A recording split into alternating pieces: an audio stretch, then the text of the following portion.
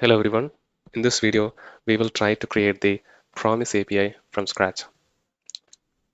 For this, I have an HTML file and I have a JavaScript file. I will be writing the implementation in this file, and this is running using live server here, and we will be testing our implementation in this browser console. Let's start by creating a function constructor called myPromise, which receives a callback, and we can call it as executor. Now, when this myPromise is used, we get the executor, and we have to call the executor with the resolve and a reject function. For that, we have to define the resolve function, reject function.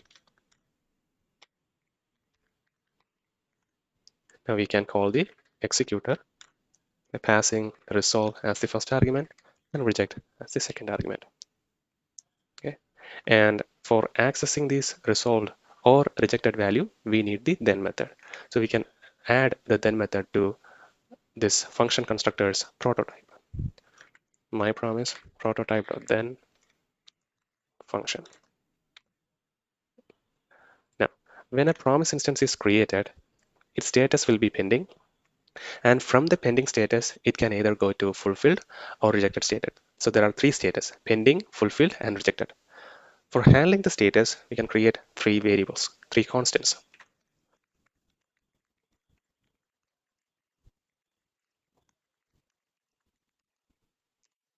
Okay. Now, when a promise instance is created, its initial status will be pending. So we can store the status in a field.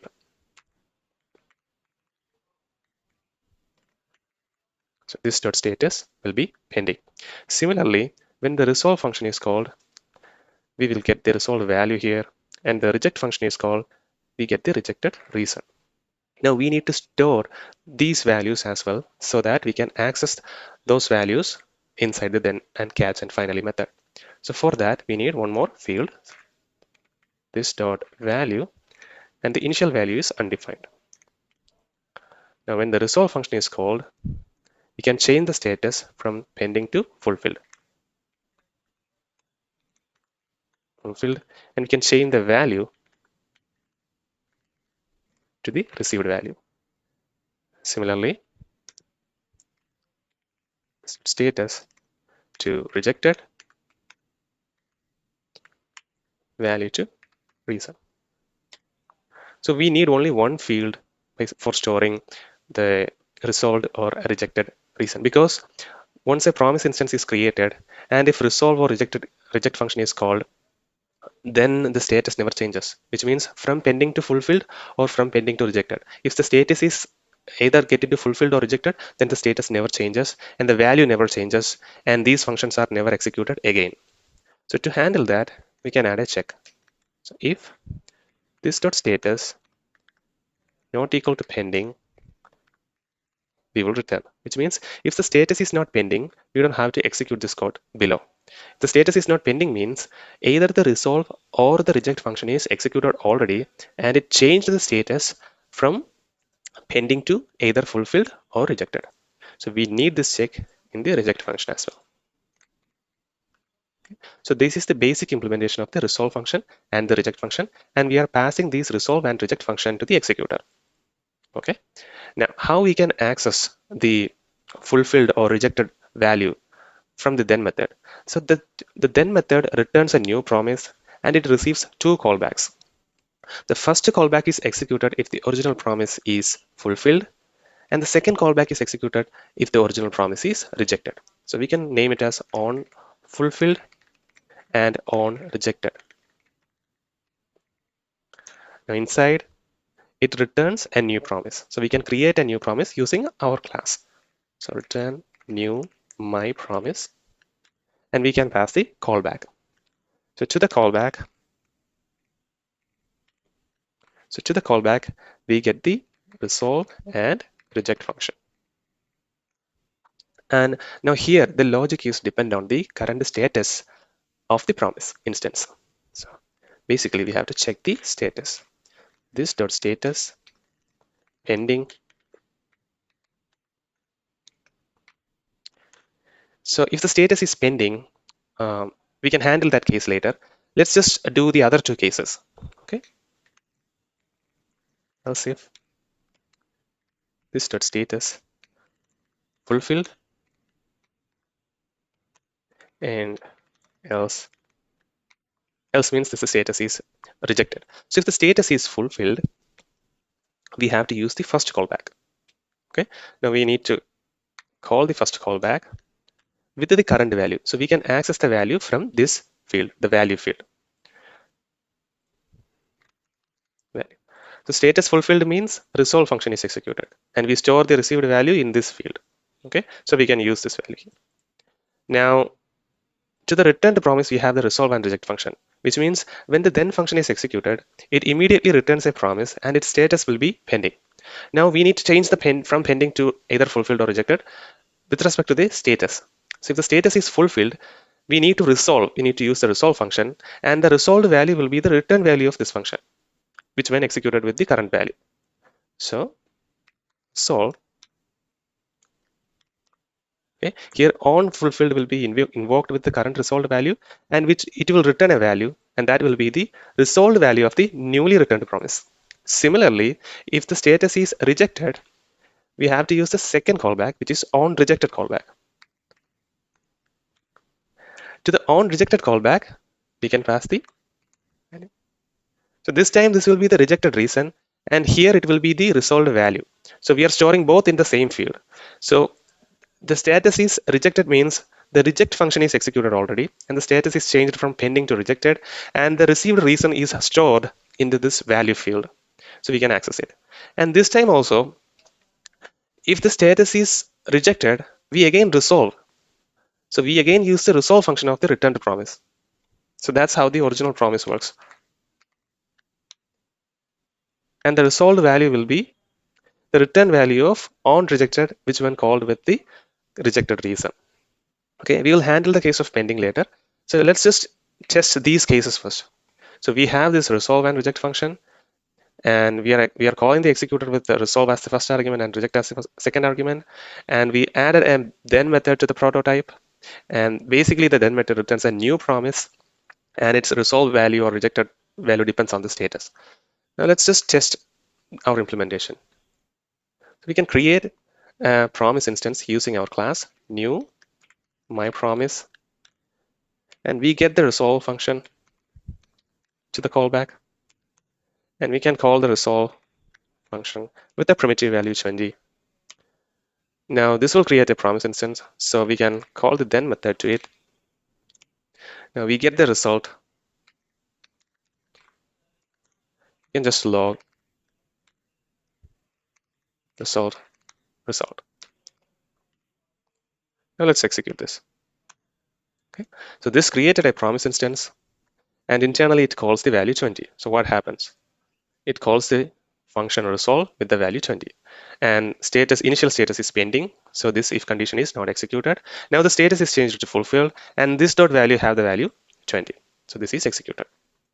Okay, now to the promise instance, created promise instance, we are calling the then method, and here we are only passing the first callback because this original promise is resolved, so only the first callback is used. Okay, now in our implementation we are passing on fulfilled. Now inside this is executed, the status is fulfilled, and we are calling on fulfilled with this dot value, which means on fulfilled will be called with in our case 20. So that's why we are getting 20 here. Okay, now this callback is not returning anything, so that the then method, the returned promise from this then method, we know that then method also returns a new promise. So here to this then method, if you attach again a new then method, the resolved value will be undefined because this callback function is not returning anything. So let's just try that. So we have this then method here. Let's attach a new then method, and let's try to access the result.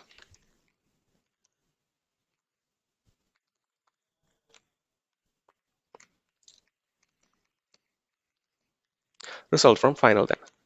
Okay, you see that this is undefined because this callback, which when executed with the resolved value 20, it's not returning anything. That's why the new then method, which have the resolved value undefined. Let's try to change this. And this time we getting the result and we are logging the result, and we can just return result into 2. So here we are returning result multiplied by 2. So you can see that we get the log 20 from here. And this creates this then method returns a new promise, and we are attaching a then method to it. And we are trying to get the result. Now, here this callback returns result multiplied by 2. So 20 into 2, 40. We get the 40 here. So result from final then. Now let's test the rejected case.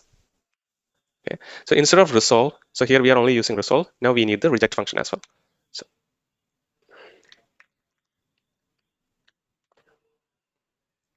reject. Now we are using the reject function.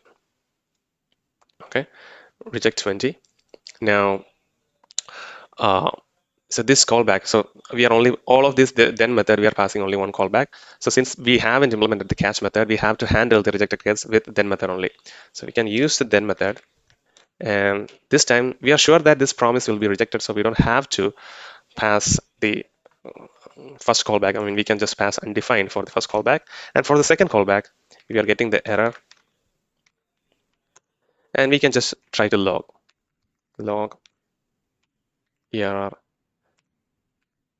error. Okay. Now here instead of 20, you can just pass rejected. Okay. So you can see that the first callback is undefined, basically because this first callback is not used because the original promise is rejected, and the second callback is executed because the original promise is rejected. Now we get the error here, and let's just return a new value as well. Return from second callback, or something like that. Okay, we are returning this string. Now we can attach it then, and this time we can just console it. Okay. So here the original promise is rejected, and we are calling then method to the rejected promise, and we are passing the first callback as undefined because it is never used, and the second callback will be executed with the rejected reason, so we'll get the rejected reason. And now from this callback we are returning a string. Okay, now this is the case. So here this else is executed and the resolve function is used, not the reject function. So since it's using the resolve function, it again returns a promise which will be a resolved promise, and the resolved value will be the on rejected, which when called with the current rejected reason. So here in this case, you can see that the second callback, which when called with the current rejected reason, which is this, and it is returning a new string. Okay, now let's try to execute this. So we get the rejected string here, and you can see that this then method again returns a resolved promise, even though the original promise is rejected. Now, this then method, we are passing one callback, which is the onFulfilled callback, which is console.log. So the console.log will be executed with the previous returned value, which means from second callback. That's why we are getting from second callback here. Okay. Yes. So let's try to test the same scenario with the original promise as well to see if the result is same. So instead of my promise, I'm using the original promise API and see. So we get the same results. You can see that even though the original promise rejected, and the then method we are using the second callback, and the second callback is executed, and the first then method returns again a new promise, and the new promise is resolved because of this resolve function. Okay. So basic resolve and reject is working, our implementation. Now let's implement the case of pending, if the status is pending. Okay, so just before that, we have to cover one thing. Let's create one promise using our promise API. My promise. Just resolve the value 20. And we are storing the instance to the const PR. Okay. Now if we access PR, we have the status fulfilled and the value. So we know that once the status is changed and value is there, we shouldn't be able to update these fields. Since in our implementation, these fields are public, we can directly mutate these values. For example, PR.status rejected. Now if you access PR, now the status is rejected. So we are able to do this, and this should be prohibited. So in the original promise, we can't access these values. These values are private. Okay, so for this happens because we are adding these in normal fields. So if you are implementing this promise implementation using ES6 classes, then we could have used the private fields. In that way, we won't be able to access it from outside. Now, since we are using function constructors here, we can use weak maps, okay, for status and value. So let's create two weak maps.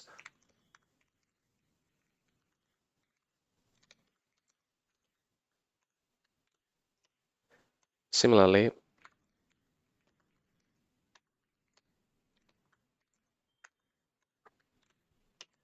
okay, now for these two fields, we store it in these corresponding weak maps. So status dot set. Here the key will be the current instance, this, and the value, initial value will be pending. Similarly, value dot set key will be again this, and the value will be undefined. Now inside the resolve function, status dot get this, and we can store it in a variable. We can use this here. Okay. And here we change status set fulfilled and value set value. Okay. And the reject, we can use the same. And here we can use status. Okay. Here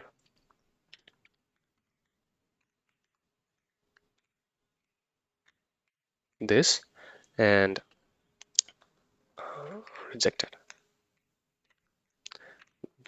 value dot set this reason. Okay, so wherever we use this dot, we have to change using this weak maps. And we have here as well. So we get the status, and here we need the value as well. So we are using this dot value here. So we need the value, const value, value, get this. Okay, so this will be status, and here also it will be status, and directly pass the value here. Okay, let's test our implementation again. So we created a PR. Now if you access the PR, there is no fields. There is nothing we can mutate here. Now let's just run the case again. So let's use our promise. So everything is working. So we moved all those fields to private fields now. Now let's handle the case, pending case. So if this is pending, we have to wait till the promise is either fulfilled or rejected. So when it is fulfilled or rejected, we have to repeat the same logic. If it is fulfilled, we have to do this. If it is rejected, we have to do this. But in a later point, because when the then is executed, if the status is pending, we basically need to save all these values so that we can use it later when the resolve or rejected function is called. Okay, so for that, for storing those callbacks, we need one more private field, and we can call it as CVs or callbacks. Okay, now its initial value will be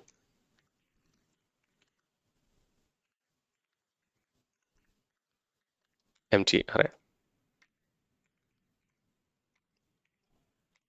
Okay, now we can access CVs dot get this, which will return the current instance, current array, and we can push to it. So we need to push all these values, right? So we can push a single object here on fulfilled, on rejected, resolve function, and reject function. So we haven't used the reject function yet, but we will use. Okay. So if the status is pending when the then method is executed, we just push it, these fields to the CVs. Now when resolve is executed, basically get the callbacks, which means the resolve function is executed and we need to check the callbacks if there is something, then we have to execute. We have to repeat the same, these logic there. So const callbacks CB get this. So once we take this callbacks for execution, then we have to make it empty. Okay. So for that, CB set this empty array. Now we need to loop through these callbacks and execute it. Callbacks for each we get. Now we can destructure all of these field on fulfilled, on rejected, resolve, reject. Okay, so here inside this callback, this is, I mean, we are using the same name, but inside this resolve and reject is from the returned promise. Okay, we are destructuring it basically. Now inside the resolve function, the status is fulfilled. So we basically have to do this one. Copy it. So we are using the on fulfilled with the value, okay, and we are using the resolve function. Now we have to do the same inside the reject function. Okay, but inside this reject function, instead of on fulfilled, we have to use on rejected. And instead of value, we have to use the reason. Okay. Now let's test our implementation. We can use timers for it. So let's create a new promise instance using our promise class. New my promise. We can pass a callback to it, which receives the resolve function and reject function. We are using only the resolve function here. Here we are calling the we are creating a timeout, set timeout, and we are passing a callback to it, which will be executed after 2 seconds. Now inside this callback, we just call the resolve function with the value resolved. Okay. Now we can just add then. Let's do chaining as well. So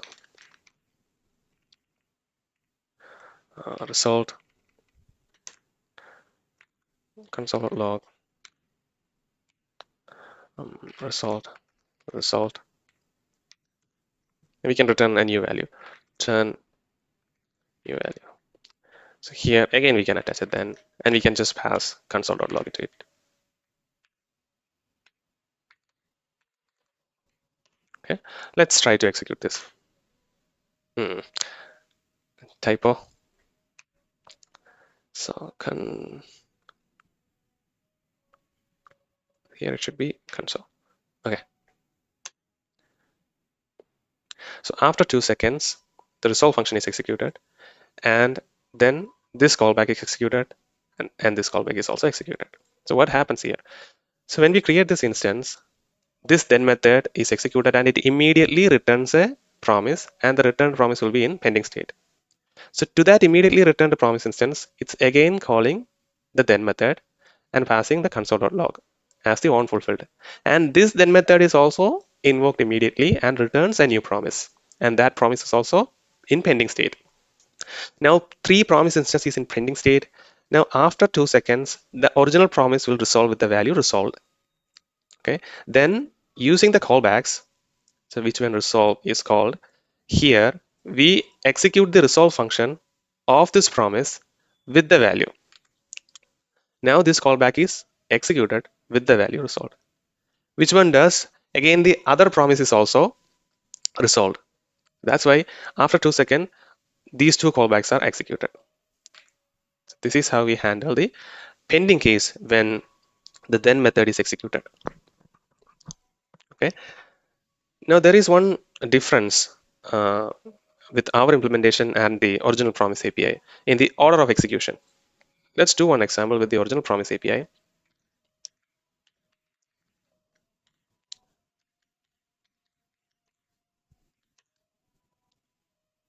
So we get the resolve function here, and we resolve with the value 20, and we can pass just the console.log.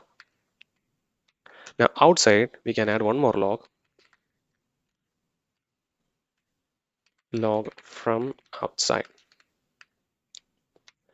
Now let's try to execute it and see which log comes first.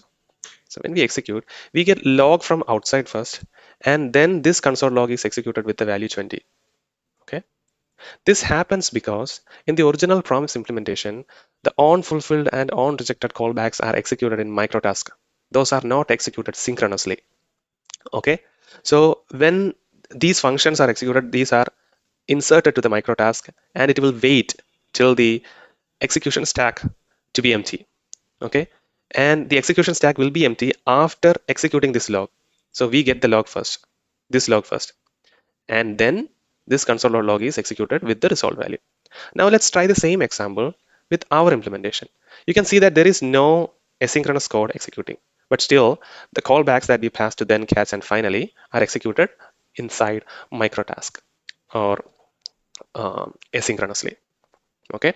Now here, instead of the original promise, we can use our promise API. And here we are calling the resolve function, and we are attaching the then method and passing console.log, and we are doing the same example with our promise. This time we see the 20 first and then the outside log, because in our implementation, we are implementing or we are calling these onFulfilled, onRejected synchronously, not with Microtask. Okay, that's why we get this behavior. So to change that, we need to use a function called queueMicrotask whenever we call onFulfilled or onRejected. So we are calling it in multiple places. So we can see that this logic is repeated in these two places. And in these two places, we basically are looping the same callback. So there are some repeated logic here. We can write a common function for it, and we can use it. So function handle, and which receives this object basically. Okay, so that we can destructure on fulfilled, on rejected, resolve, reject. Okay, now this function is executed when the promise is fulfilled or rejected, not in the pending state. Okay, so we get the status and the value from here. Okay, now we have to use the same logic. If this dot status, oh, not this dot status, sorry, status is fulfilled, you basically have to use this. Okay, else you basically have to use this. Okay, now we can remove this here. And if the status is not pending, we can just use the handle function, this value. So there is one issue if you do it like this, because inside this handle is a normal function which is not, don't have any connection with our created uh, promise constructor. So this then and later we will add catch, and finally those are added to the prototype, so we can access the original instance using this. But it won't happen here. So we need to pass the context as well. For that, we can just use the call method. And here we can just pass this. This way, so the context is also passed, so we get the write this inside. Okay. Now here, for this callback logic, we can create one more function. Const handle callbacks. Okay. Now we can copy just this. So we get the callbacks, we set it, and so here inside this, we basically use this handle function. Okay. So simply handle, and we don't have to destructure because we can just directly pass this object. So here what we can do, We can say it as handler, and we can just pass. We can use, again, we have to use the call method here, call, and we need to pass the context and handler.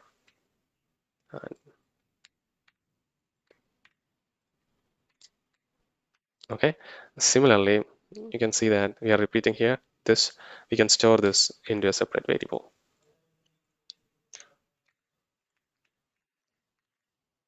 Handler.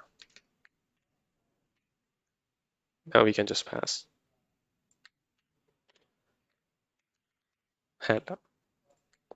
Okay. So now we moved those common logic. Now we can basically remove this and remove this. And we can just call handle callbacks here. And similarly here as well. Handle callbacks. Now the main thing. So inside this for each function, we are basically calling this handle function. And inside this handle function, we are basically calling onFulfilled, onRejected, right? Here as well, we are doing this.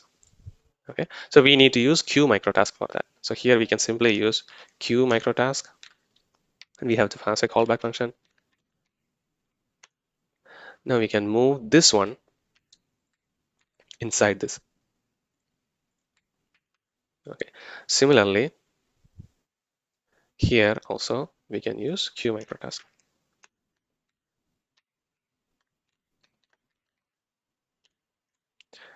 Cut this, paste this. Okay, so this way, the onFulfilled, onRejected, these functions are called inside microtask. I mean, it uses microtask, not synchronously called. Now let's test the same example that we tried. So this time we are trying to log the resolved value, and from outside we are logging. Now this time you can see that log from outside is executed first, and then the execution context is empty, stack is empty, then this console.log is executed with the resolved value, which is 20. So we handled that case as well. Okay, so we have handled all those basic scenarios now. We moved those fields into private fields, and we handled asynchronous case, which means when the um, when we execute, then if the status is pending, we save all those functions to this callbacks, and we execute it later. So we handled the basic scenarios are handled, but there are more functionalities to the original promise, and we will try to implement each of them. Now here we are not using this. Okay, so let's just case in the case of exception. So we are executing a lot of functions inside this constructor. We are passing the executor, and we are executing this on fulfilled, on rejected. What happens when these functions are called and if it is throwing an exception? So we are not handling. Okay, so let's start with the executor. When we call the executor here with the resolve and reject, if it throws an exception, if it throws an error, the behavior is that the created promise instance should be rejected with the thrown error object. So for that, what we can do, we can use try and catch error. Now inside this try block, we can move this code. So this way, if it throws an error, we get that error in the catch block. And what we have to use, we have to use this function here, reject, and we have to pass the error object. Okay. Now this case is handled. Let's test that. So instead of resolve and reject, we are just um, throwing an error. Throw new error. Okay. Now we don't need this. You can just pass one more console log,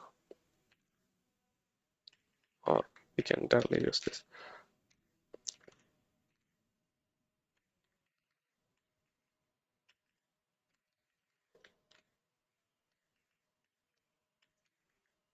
You can access the message field of the error object. Now here we are not using the resolve or reject function, just throwing an error, and we are calling the then method to the return promise instance. And as the first argument, we are just passing console.log. Anyway, this is not executed because it's throwing an error. So this is a rejected promise anyway. So the second callback is used, and the second callback is executed with the rejected reason. Now the message is printed here. You can see that. So we handled that case. Now the other case, what happens when uh, these callbacks throws an error? So here also we can use a try catch block. try catch error. We can just basically move this into here. Let's format it. And when calling this function or this function, if it throws an error, we basically have to reject this reject function of the return promise. So this resolve and reject is from this return promise. Okay. Now we need to call the reject function with the error. Okay. Now there are other cases as well. So to this then method, these functions are optional.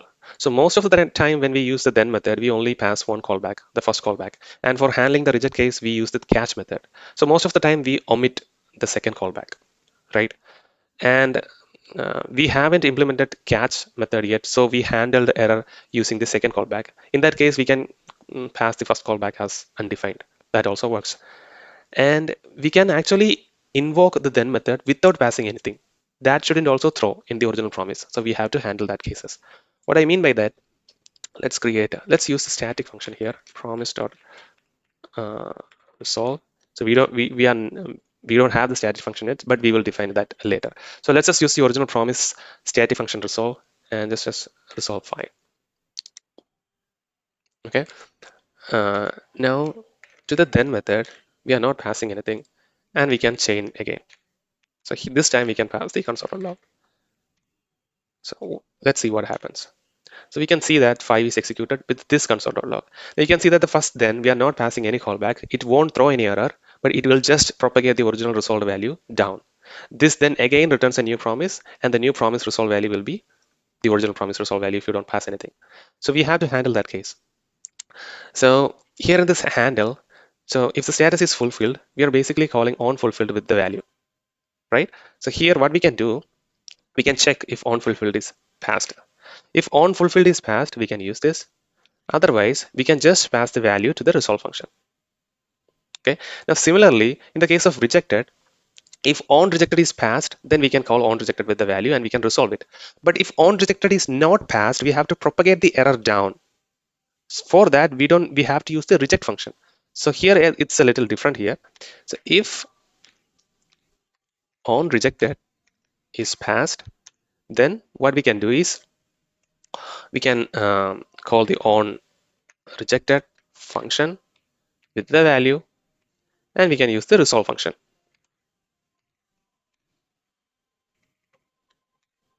Okay. Now, else, which means on rejected is not passed, we basically have to reject with value. Okay. So this is the behavior. Now let's test our case. So we don't have the static function, so we have to create it using new my promise and resolve with value 20. Now we create a promise instance and we are calling the then method, but we are not passing anything. And to the return promise, again, we are calling the then method and we are passing on fulfilled as console.log. So the console.log should be executed with the original promise instance, promise resolved value. So we get the value here. Okay. So this is how we handle the error scenarios. Now, there are more to it. Basically, the resolve function. So the resolve function is very basic in our current implementation. What I mean by that, let's try an example with the original promise. Promise.resolve, then console.log. Now to the resolve. So what is promise.resolve static function is doing? We can pass any value, and that value will be the resolved value of the returned promise, and we can access the value using the then method. Now this time, to the resolve function, we are again passing a new promise instance. It's not a normal value. So we can again use this static function here, promise.resolve 20. So promise.resolve 20 returns a object which is a promise object. And the promise object will be the resolved value of the outer promise. So this console.log should be executed with the created promise instance here. Now let's see what happens.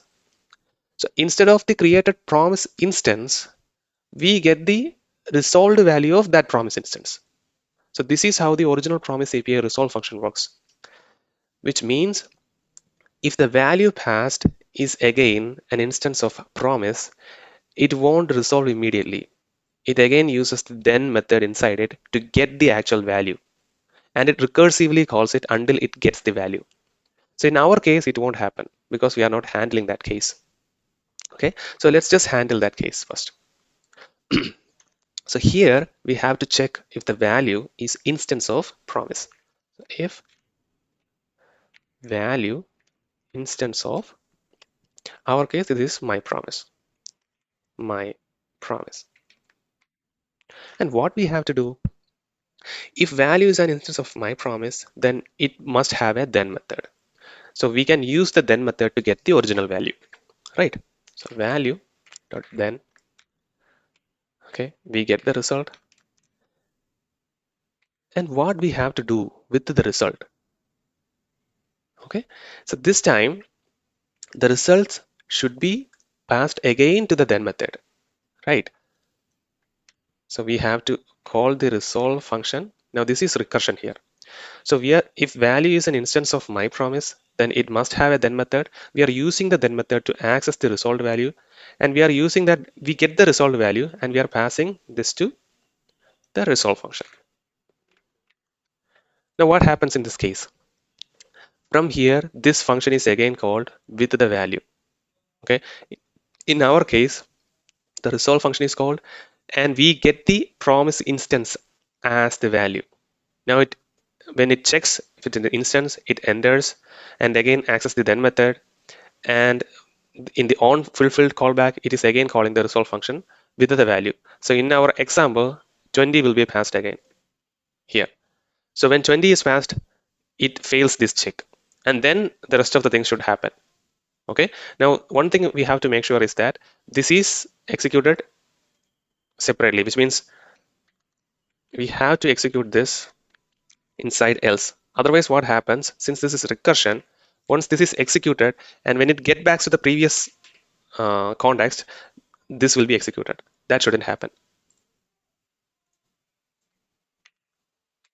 Okay.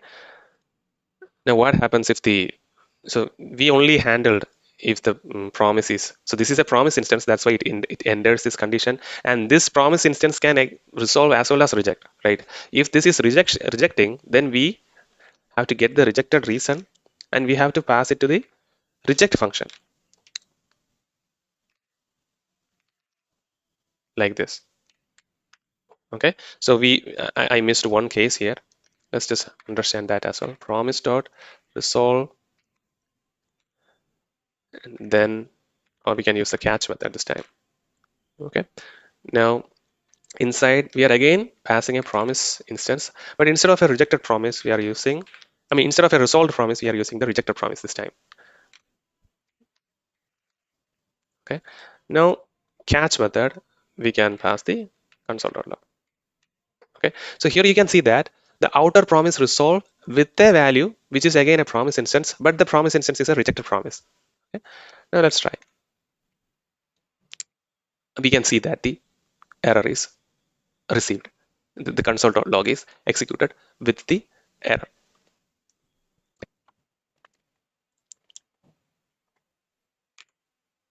Let's try one more example with the original.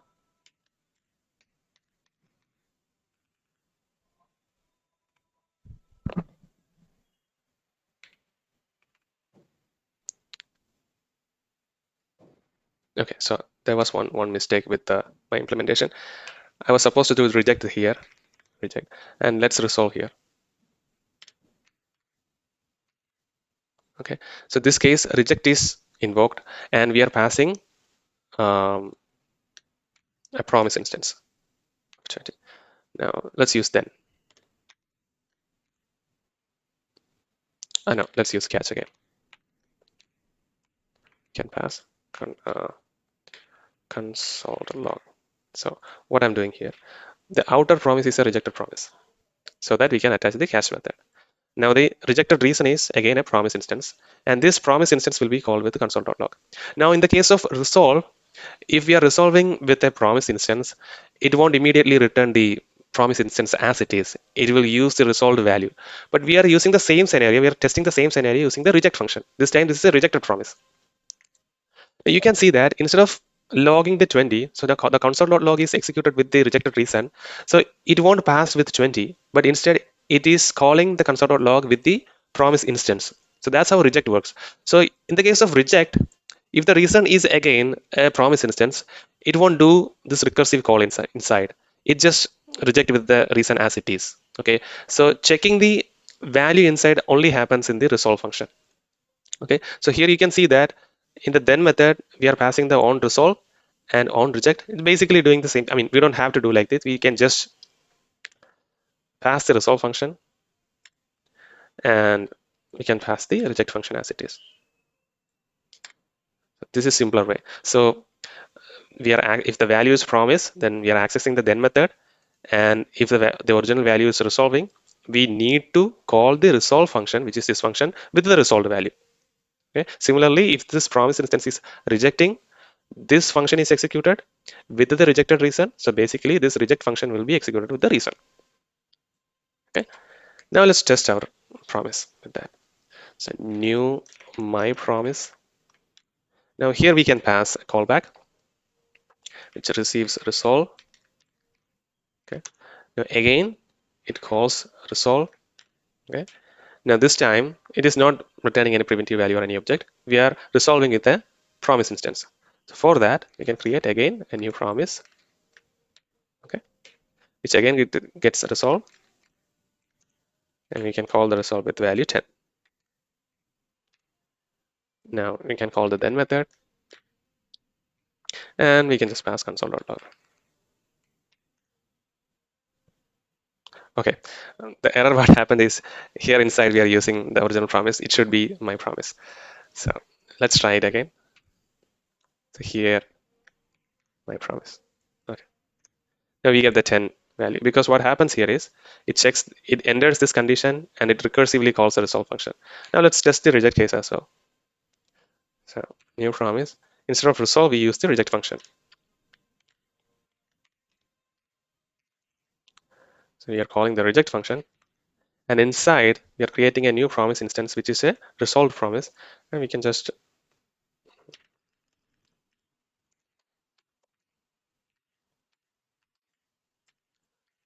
so the second callback is anyway executed.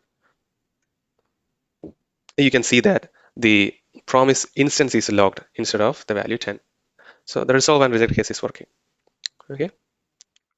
Now let's test another case with the original promise API. So there are more cases to cover here. Promise, or just use the static function. Promise.resolve. This time, we are passing an object, having a then method. Okay. So what we are doing here, we are checking if it is an instance of the promise. And we are, if it is instance of a promise, then it definitely have the then method. And we are calling the then method, and we are passing the resolve function as the on resolve function, and the reject function as the on reject function. So let's try to access the resolve function here. And let's just call resolve 20. Okay. Now let's add the then method to it and pass console.log. Okay. So this time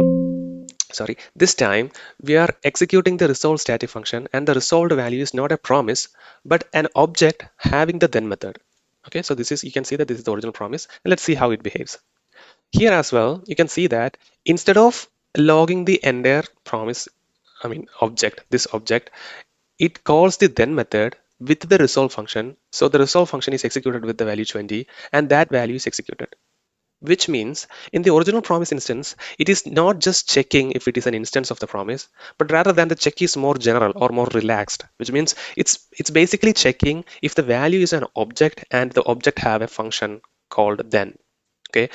And a JavaScript object having then method is called Thenable. So in the original Promise API, it's basically checking for Thenables, not an instance of Promise. So if you try with the same with our implementation,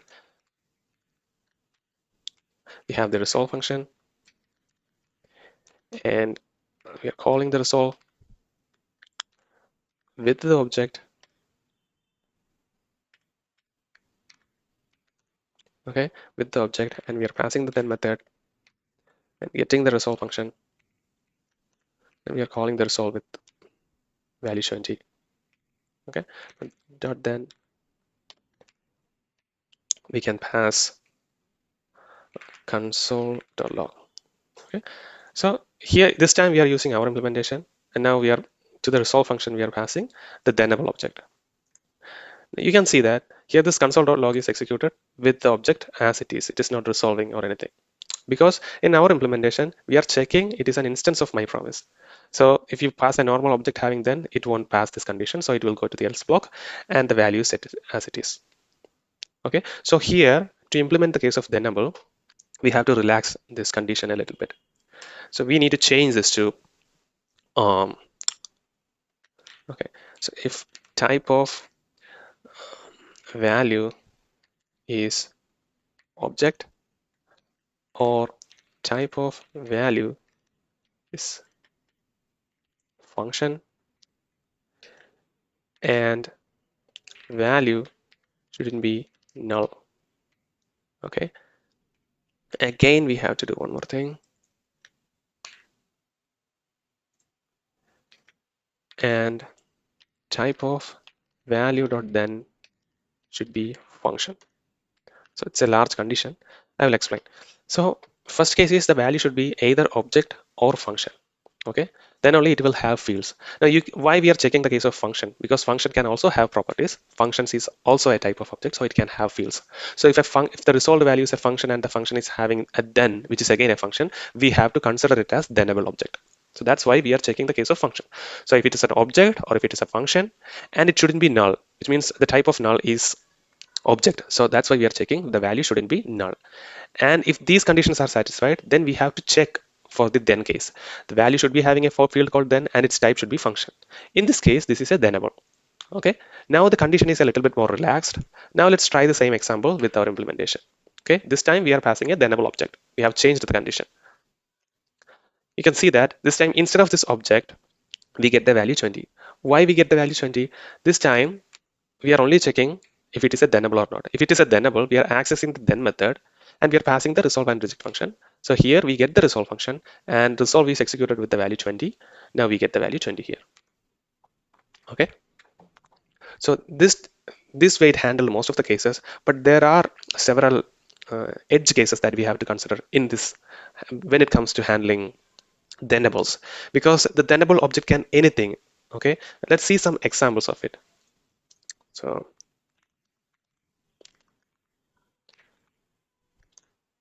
here,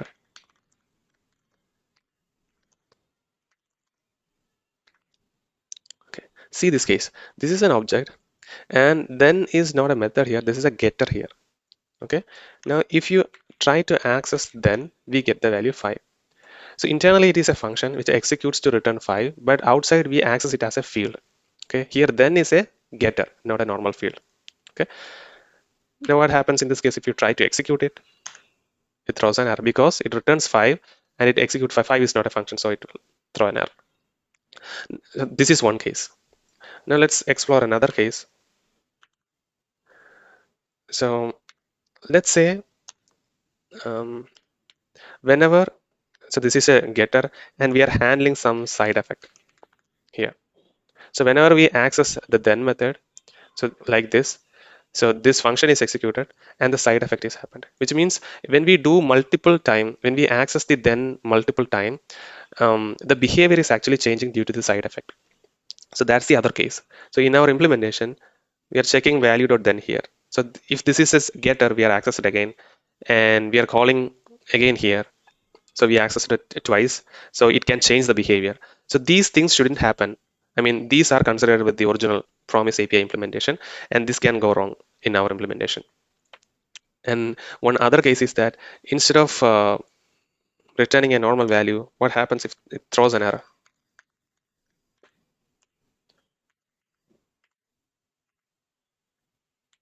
Okay, see this case. Now we are accessing obj2 dot then it throws it. Okay, so here in this case, we are just checking the type, but when we access it, if it throws an error, then again that's an issue. Okay, so we have to handle all these cases. So for that, let's just do one thing. Let's just use a try catch block here. Or yeah, we can, I mean, we have to change the condition first.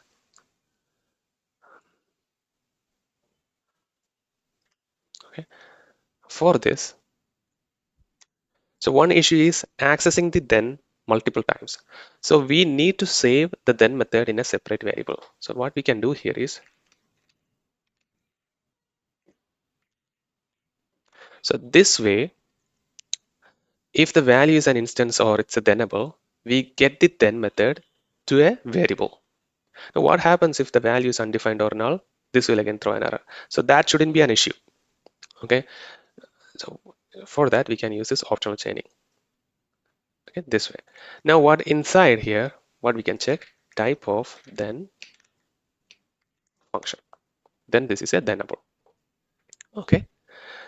Now the other case is, you can see that when we access the then field and we save it to this then, we shouldn't access it again. So this should be changed to then method. So we are using this then method now.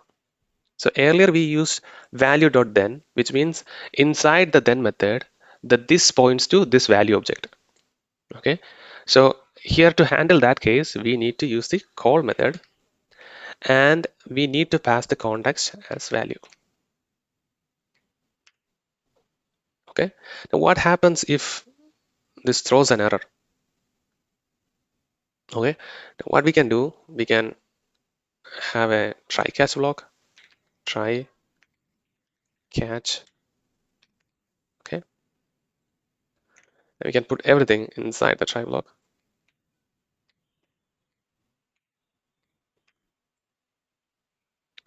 Okay.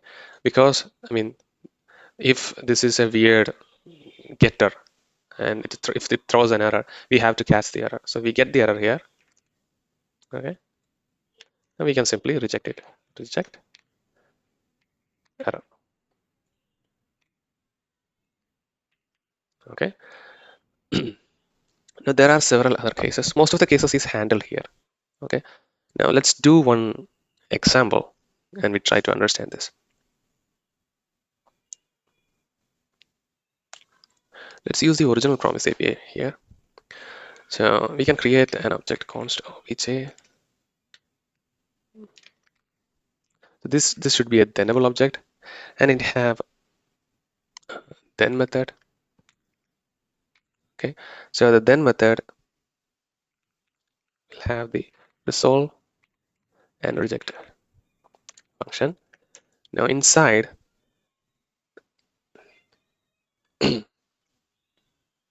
it uses the resolve function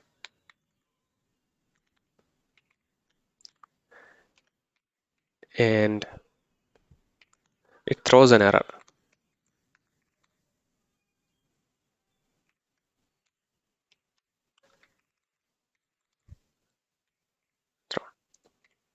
So the case I'm going to explain is in the original Promise API, when the resolve function is executed, anything executed after will be ignored, even if it is an error thrown.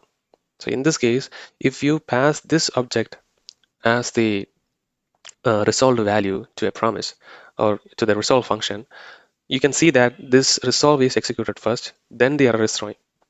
Okay, this thrown error is ignored because resolve is calling first. And if it is reject, also the same behavior happens.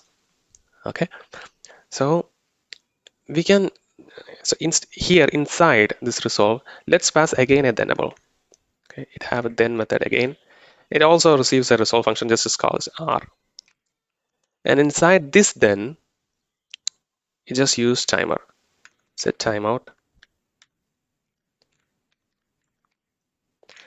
and 0 second. Inside this calls with value 20. Okay.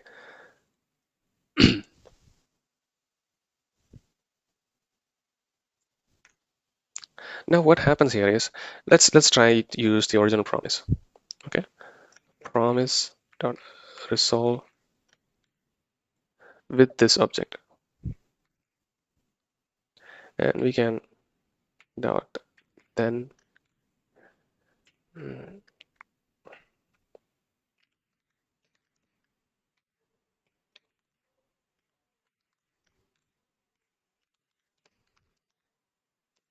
similarly we can pass the catch method.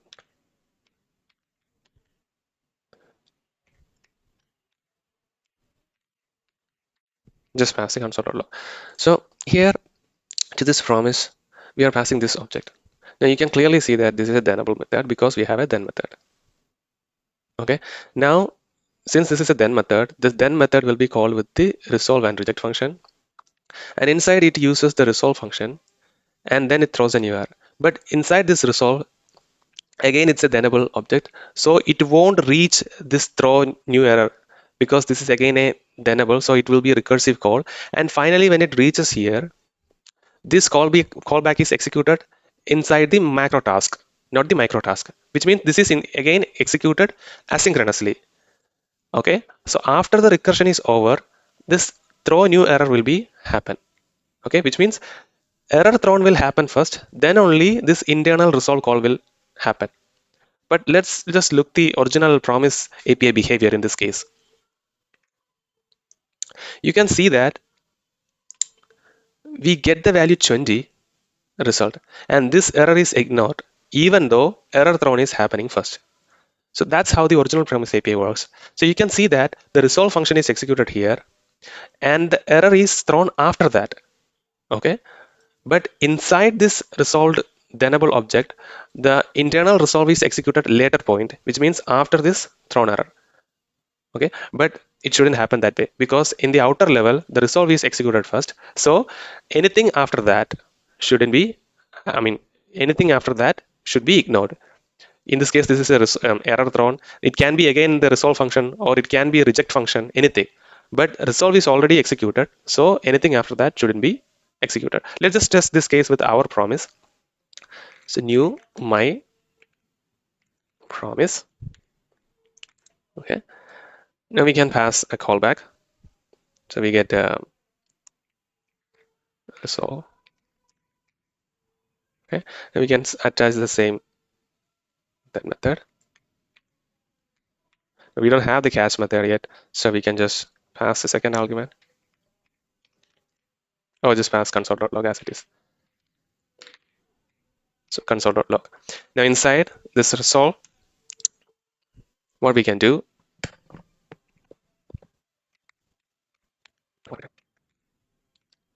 we can pass this object. Okay, so we are calling the resolve method with this object. Okay, let's see what the behavior here. Oh, some typo. Let's just do again. Okay, let's just do a normal variable here. Fine, and we get we missed the dot. That was the issue. Obj and dot then. So you can see that this time, I mean, what was the object? Yeah, so inside this Thenable object, we were throwing an error. Even though inside this object, the resolve function is called and reject is called after, I mean, error is thrown after. In our implementation, this is executed. Okay, so let's just handle that case. For handling, we need to change this implementation a little bit. Okay, so what we need here, we need a new variable for only handling this case. Okay, so its initial value is false, and you need a try catch.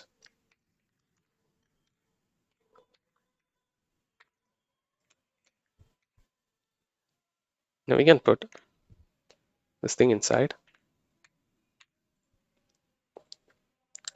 Now we can just format a little bit.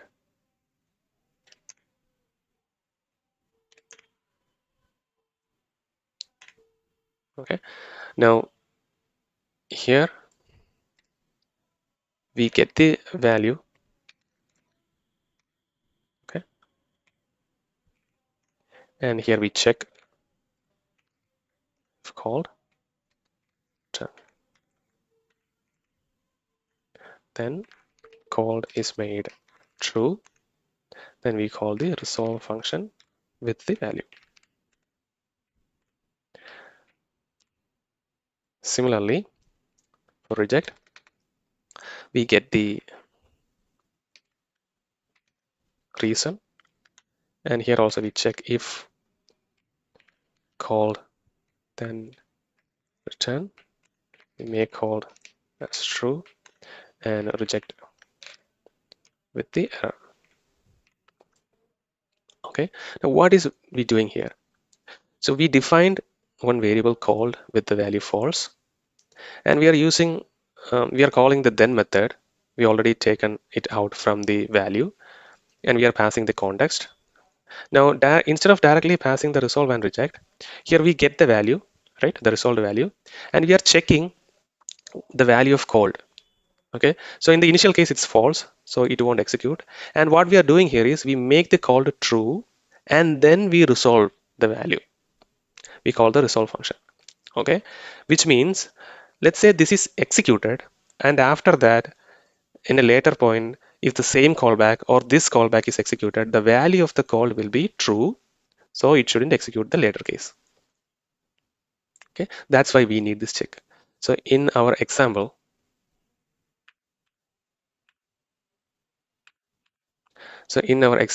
here we are calling the resolve, and internally this resolve function is executed, but it is a timer, so this is not executed immediately. Now here we are throwing an error. Similarly, we can actually call the resolve function with 4. So in this case also, if we are resolving this object with the original promise API, it should resolve with 20. It shouldn't resolve with 4. Okay. How this is handled? When the first resolve is executed, in this level, the called variable is keep and the called variable is made true. So in a later point, when this timer is executed, the recursion is over, and then it calls this resolve function with the value 4. But when it calls, it again check if the called. So in the first call, we made the called variable to true, so that when we execute the second resolve here, the call is already true, so the rest of the code will not be executed. So that's why we need a called variable here. And why we need an extra try catch. Here we already having a try catch, right? So in this example, it was throwing an error, right? Okay. With our outer try catch block, let's say we don't have the try catch here, and um, the timer is executed, and this will be executed later. And once the recursion is over, here earlier it was an error, the error will be thrown, and the thrown error will get here, and it will reject. But we don't want that because already resolve is executed. So if we have an error, below, if you are throw new error here, this error should be ignored. With the outer try catch, if we only have the outer try catch, the error will be caught and the reject will be executed. That's why we need an extra try catch here. And when we have this extra try catch, and when this error is thrown, it will get into inside this catch block. And here as well, we have to check the value of called.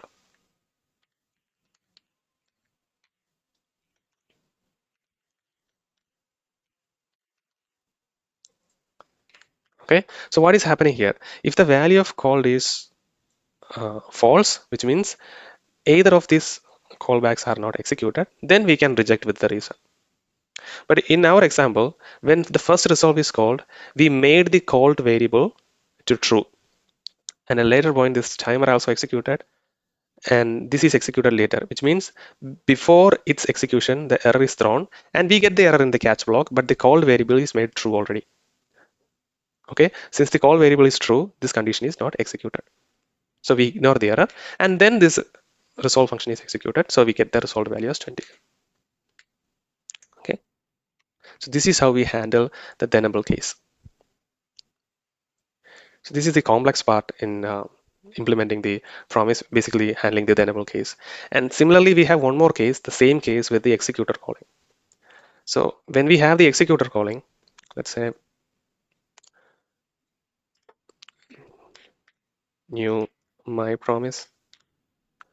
Here we get the solve and reject, and we're calling the resolve with an object which is a thenable object, so which receives the resolve function,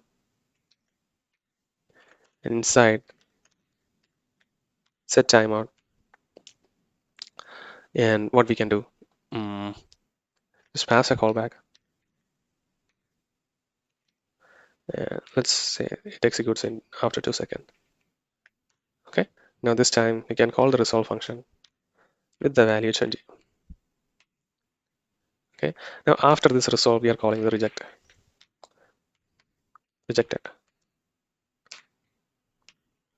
Okay, and then mm,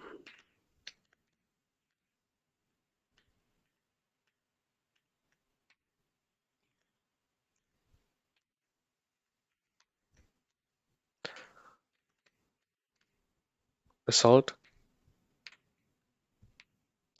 and we can pass the second callback as console.log. Okay, so this time we are using the resolve function and we are passing a Thenable, and inside this Thenable we get the resolve function, and here we are creating a timer, and this callback is, so this time doesn't matter. Since this is a timer, this is always executed asynchronously in Macrotask. So let's just give the time, and after 2 seconds this callback is executed, which means this resolve function is executed only after 2 seconds. By that time the reject function will be executed. Okay, now let's see the behavior. So you can see that the the second callback is executed with the rejected. But in the original Promise API, the resolve is executed first, so the reject should be ignored. Let's just try the same example with the original Promise API. Okay, now the promise is pending. After 2 seconds, we get this. So this reject is ignored. So this is the same case that we are handling in the Thenable, but when we execute the executor, we are just directly passing resolve and reject. So to handle this, we need to update this. So const updated resolve. Okay, so we need one variable here called false. Okay, now what we have to do here inside if called return. Okay, now we make called true, the same logic. Now we call the resolve function with the value. Similarly, we need the updated reject const updated reject reason. Now if called, we just return, and we make the called as true, and we reject with the reason. Okay, now instead of passing resolve and reject directly, we just pass updated solve, and here updated reject. Now in the catch, we don't directly reject it, we just check it. If called, reject the error. Okay, so this way we handle the case of when we execute the executor. Now let's try the same example. This is with our promise. Earlier case, it just rejected. Now let's try again. That's in the pending state. After 2 seconds, it's resolved, which means this reject is ignored. Okay, so with this, we have successfully implemented the basic functionalities of the Promise API. We have the then method. Basically, with the then method, we are handle the errors as well. So that means catch is basically a version of then. So let's try to implement the catch method. My promise dot prototype catch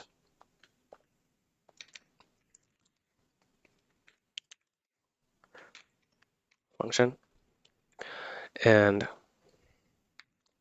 so to the catch method, we only receive one callback, which is the on rejected callback. And in the on rejected callback, what we can do, we basically have to call then, and the first argument should be undefined or null, and the second argument should be non-rejected. So this is basically the catch method. So we already handled error cases with the then method by passing the first callback as undefined, right? So basically catch is this. We just need to pass the first argument as undefined. Now this way what happens? Let's say we attach a catch method to the promise instance and we pass one callback. Okay, so we call then method with the first argument as undefined and second argument as onRejected. And we are sure that this second function will be only called when the original promise is rejected. Okay, that's what happens here. Um, okay, this is the catch method. Now, one serious thing that we missed in this resolve function, which is self-resolution. Okay, because we are handling Thenables inside resolve, there can be a case of infinite loop if you try to resolve with the same instance. Let's just try with an example with the original Promise API. Const p promise dot resolve 5. So this returns a promise instance, and the result value will be 5, and we are storing it in p. Okay, you can see p. It's fulfilled value 5. Now let's just create another variable. Let q. Okay, now q p dot then q. So what is happening here? We are calling the then method to this promise instance p, and we are passing the on fulfilled callback. Okay, and this on fulfilled is returning q. So q means the value of q is undefined, but we know that this callback on fulfilled callback is executed later in microtask. Okay, so when the then method is executed, it immediately returns a promise, and that promise instance will be saved to this q variable. Right now, when this callback is executed, q is actually having the reference of the returned promise instance. Okay, and that becomes the resolved value again, which means the resolve function will be called with the value which is this only. So since we are handling the case of Thenable, since the promise is always Thenable, this will go into this infinite loop. So we should prohibit that. I mean, we should block that. How we can do that is basically we can have a check if value this. So this is the check that we have to do. Now let's try this. Oh, it just reloaded. Let's do again.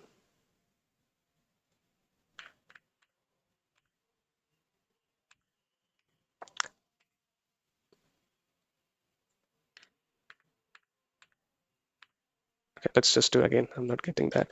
So const p promise dot resolve 5. Let q and q p dot then, which returns q. Let's execute this, and you'll see that the promise is rejected, and it's rejected with a type error, chaining cycle detected for promise. Okay, because this immediately returns a promise and it is stored to queue, and later this callback is executed, and this callback is returning q again, which is again a promise instance, and which will go to infinite loop. That's why the original promise API checking it, and it throws a type error. So we can do the same thing. We can use this message here, and here what we can do, we can reject, we can call reject method, or we can directly throw. Anyway, we have this catch method outside, so we can throw new type error, and the message can this. So this way, if the value is same as this instance, it will throw an error. It will not go into this infinite loop. So this is a serious condition that we have to check. So we missed when we executed Thenables. So we have this then method, catch method, and we can try promise.prototype.finally. So this is the last function. Before that, let's just try to implement the static functions. So myPromise.resolve, which is simple actually, function which receives the value. It can return new myPromise, which have the resolve value, and we just resolve with the received value. Okay, so this is a simple static function. It's a which receives the resolve value, and it immediately creates a new promise using the myPromise, and it will resolve the given value. Okay, similarly we can define the reject static function as well.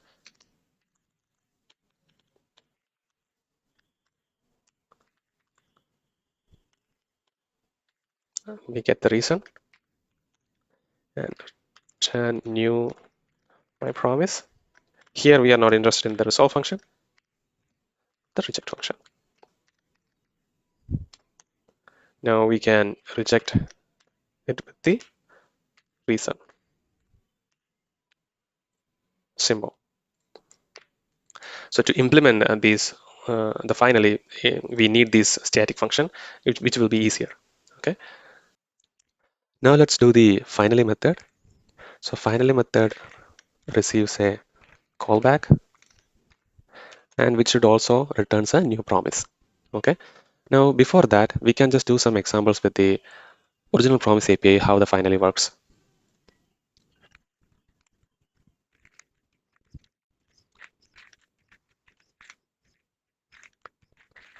So here in this case, I'm using this resolve static function and passing a primitive value 5. And we are calling the finally method to the returned promise, and we are trying to get the resolved value in this variable, and we are trying to log it. And from this callback, we are returning a new value, which is 25. And to the returned promise, we know that finally also returned a new promise. And to the returned promise, we are calling the then method, and we are passing console.log. So the console.log should be called with the resolved value. Now let's execute it and see what happens. You can see that we get this console.log undefined, which means even though the original promise is resolved with the value 5, the callback that we passed to finally method is executed without the resolved value, which means when we execute the callback, we are not passing the original resolved value. So that we are not getting the resolved value here, we just get undefined. And you can see that the second console.log is executed with the value 5, which is the original resolved value. Even though we are returning a value of 25 from this callback, this returned value is ignored. Okay. Now let's try to do the reject case.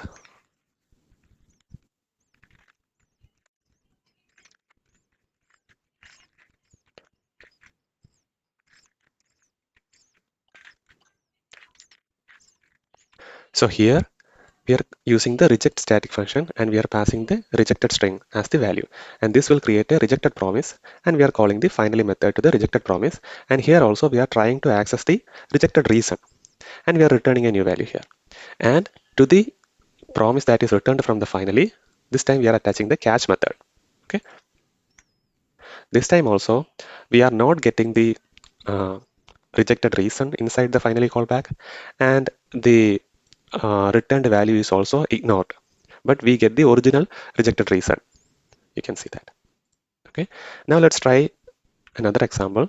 Here, instead of returning a new value, we are just throwing a new error from this callback.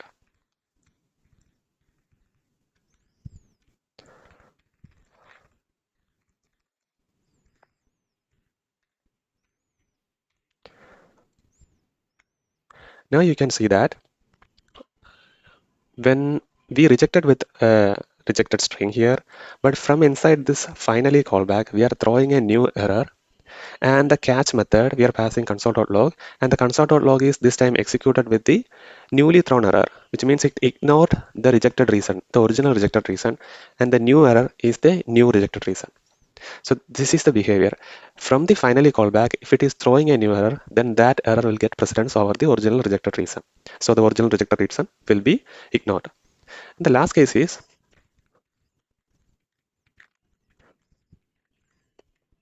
so this time we are calling the finally method to the returned promise, but we are not passing any callback. This way, the expected behavior is that the original resolved value passed down, so that the console.log will be executed with the 5. Okay, so this is how the finally method works. So for that,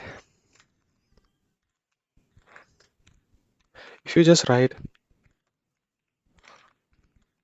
like this makes sure that the callback is executed if the promise status is fulfilled or rejected.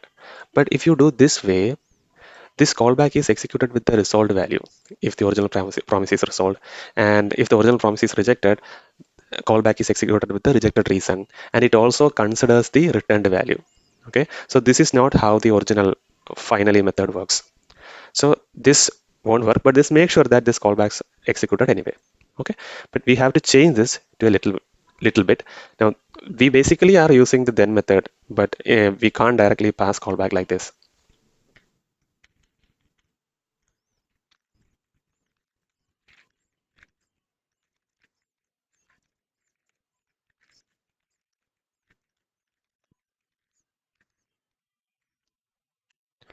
Okay, now let's understand what we are doing here.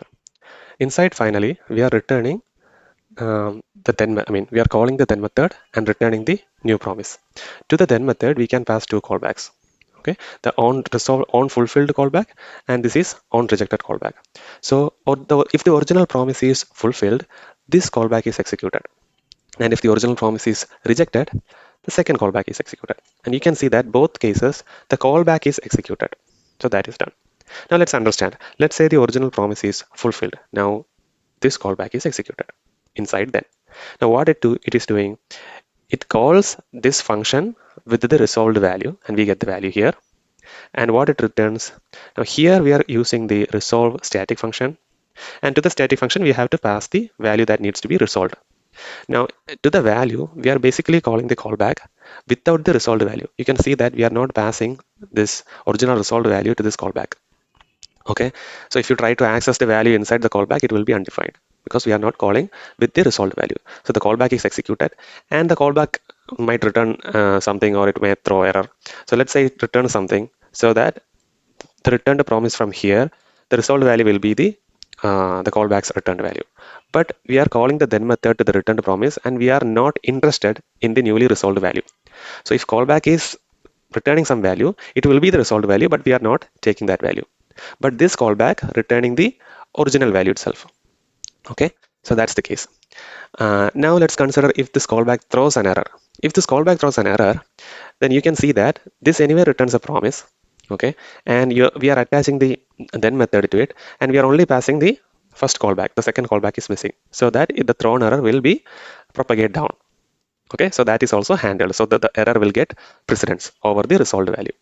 Now let's consider the rejected case. If the original promise is rejected, then this second callback will be executed, and this time also we are using the resolve static function, and inside we are calling the callback, and to the then method here inside the callback it is throwing the reason. Okay, which means this is a rejected promise, right? So the rejected reason has to propagate. And what happens if the callback throws an error? If the callback throws an error, then this callback is never executed because we are only passing, this is the first callback, right? So this is not executed if the original promise is rejected. So the error propagates down. So if the callback is throwing a new error, that will get precedence over the original rejected reason. Okay. One more case is that we checked, right? We can call the finally method without passing anything. So sometimes this callback also can be undefined. Okay. So we can just add like this. Okay. If this callback is undefined, then we just pass this value. So in that way, this will anyway return an undefined. Okay. So we have completed the resolve static function, reject static function, catch method, and finally method. So let's just test our implementation of the resolve static function, reject static function, and the catch method, and the finally method.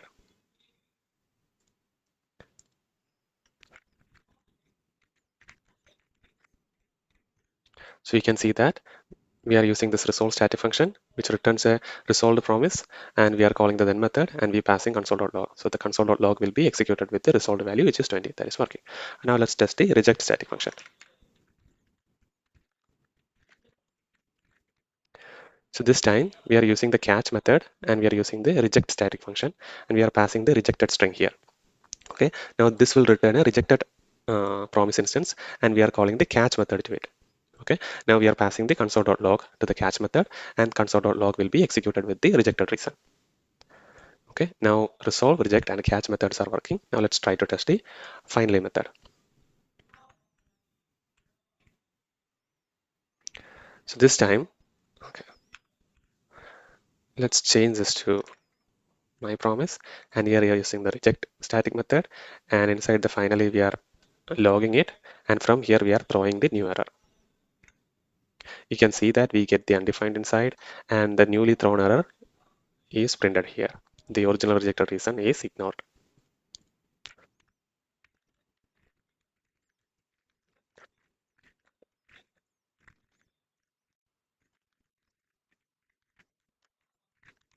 So this time we are rejecting, we are creating a rejected promise by passing this string, and we are calling the finally method to it. And from here, we are trying to log it, but we won't get it. And we are returning a new value, and that value is also ignored. So the original rejected reason is propagated. Now let's do the resolve case as well.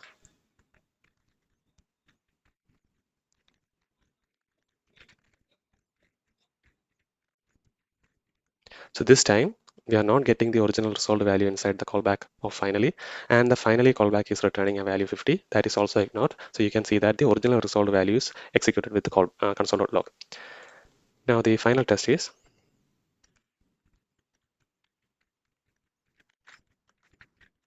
okay, this time we are not passing any callback to this finally method. So what happens? So since callback is undefined, we get the default value. Okay, so inside this function is executed, and the original resolved value is propagated down. So we are getting 25. We have successfully completed the implementation of the Promise API. We have completed the implementation of the static methods, resolve, reject, and the instance methods, then catch finally. Now we can try implementing the other static methods like promise.raise, promise.all, promise.all settle, maybe in another video. Thank you for watching.